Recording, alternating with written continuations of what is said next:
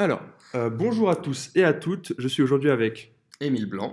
qui est candidat au Conseil national et il va répondre pour nous à quelques questions. Alors, la première question, c'est quel était ton métier de rêve quand tu étais petit? Quand j'étais petit, je voulais absolument conduire des trains ou être pêcheur. Si possible, un mi-temps l'un et l'autre. Ok. Mais j'ai rapidement abandonné les deux.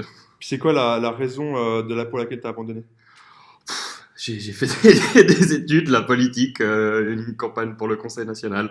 Voilà, il y a plein de choses qui m'ont amené à pas faire un apprentissage, mais à partir dans des études supérieures. Et puis, je suis pas pêcheur, mais je suis là aujourd'hui. Est-ce que tu gardes cette idée en tête ou bien tu as abandonné l'idée Ah, j'ai carrément abandonné. T'as abandonné l'idée. Ok, long terme alors. Le cliché le moins vrai sur les verts. Ouf, le cliché le moins vrai sur les vers.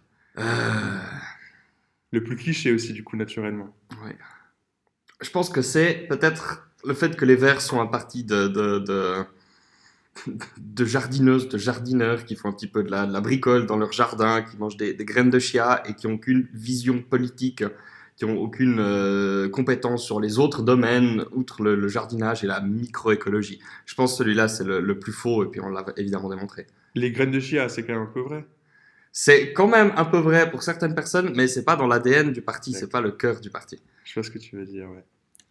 Maintenant, j'ai ton pire job de toute ta vie. Que j'ai fait? Ouais. Pire job que j'ai fait. Peut-être parce que t'es mal payé, des Ouais. conditions difficiles, quelque chose de Je pénible. dirais bien que j'ai travaillé au marché pendant plusieurs années et distribué des salades mouillées l'hiver par -10 le matin. J'en garde un souvenir absolument affreux, mais le reste du temps était absolument génial. Donc s'il fallait le refaire, je le referais. Faire Euh, des salades. Qu'est-ce qui te rend le plus fier dans ta vie? Le fait que j'en sois arrivé là où je suis aujourd'hui sans avoir rien prévu. Il y a tout qui m'est un petit peu tombé sur le coin de la gueule. Mon entrée chez les Jeunes Verts, mon accession au Grand Conseil. Chaque fois, j'ai eu énormément de belles expériences et j'avais absolument pas prévu d'en arriver là. Donc, C'est vrai aussi pour ton travail à l'université? Ou ça a été plus pré-planifié celui-là? je suis entré à l'université sur un coup de tête parce qu'il y avait les visites des lycéens, des lycéennes pour découvrir l'université et j'ai eu un coup de cœur sur le prof de philo qui m'a tellement fait marrer.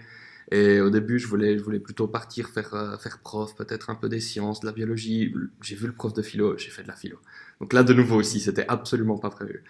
Parce que pour ceux qui nous écoutent, maintenant tu défends les intérêts des étudiants au sein de l'université et dans les sphères politiques. Est-ce que tu veux revenir un peu là-dessus?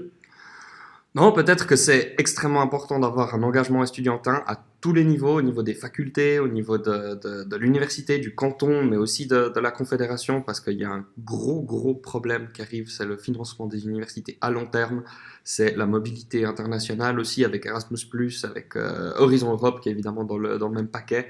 Et ça, si la voix des étudiants n'est pas portée haut et fort, ça va être très, très compliqué de régler la situation. Ok, ouais. Ok, ça marche.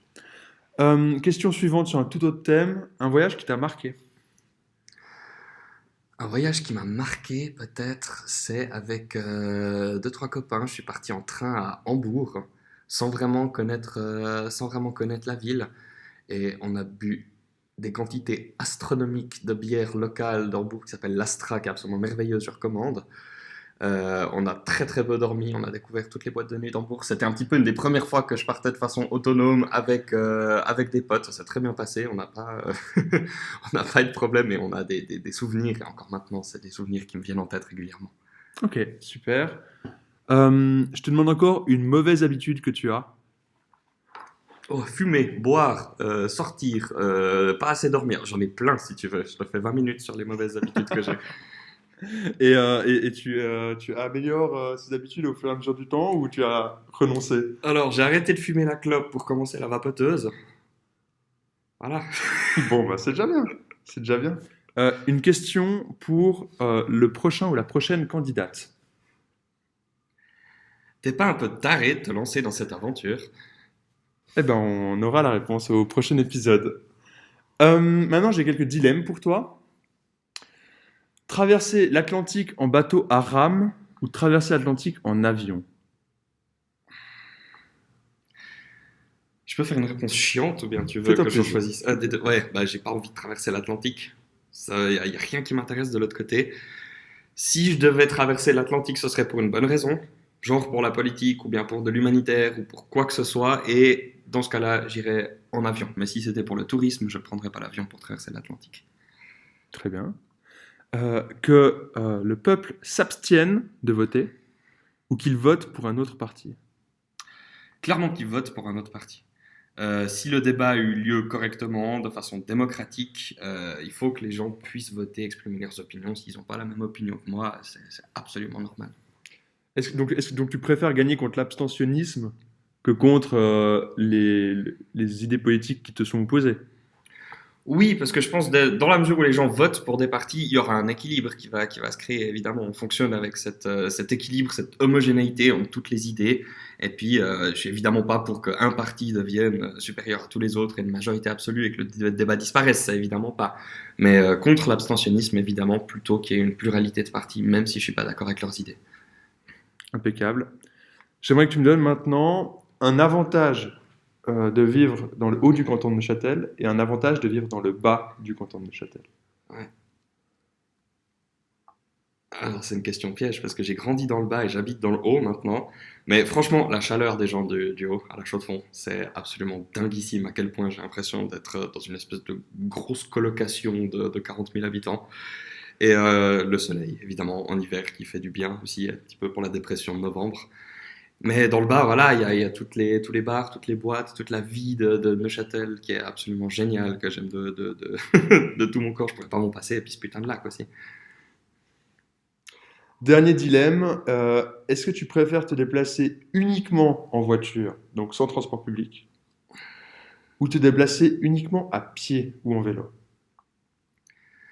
Si je devais restreindre toute mobilité, vraiment, ce serait à pied ou à vélo.